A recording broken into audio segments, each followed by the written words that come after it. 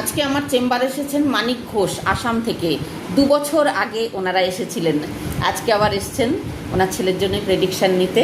এই যে মানিক ঘোষ, এই যে দাদা মানিক ঘোষ এই ছেলের জন্য প্রেডিকশান নিতে এসেছেন। 2 বছর আগেও এসেছিলেন। আর ওনার ওয়াইফ, মানিক ঘোষের ওয়াইফ কোথায় দেখা যাচ্ছে দেখো তো, ভীষণ প্রিয় এই দিদিটা আমার, মানে আমার থেকে বয়সে ছোট, তাও আমি দিদি বলছি।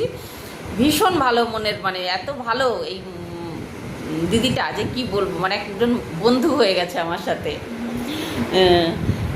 আচ্ছা একটু বলুন আমার সম্বন্ধে।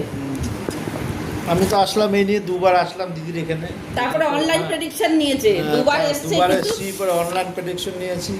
দিদি খুব ভালো প্রেডিকশন করে, এর জন্য আবার সেকেন্ড টাইম আবার মানে এসে করলাম, আসলাম।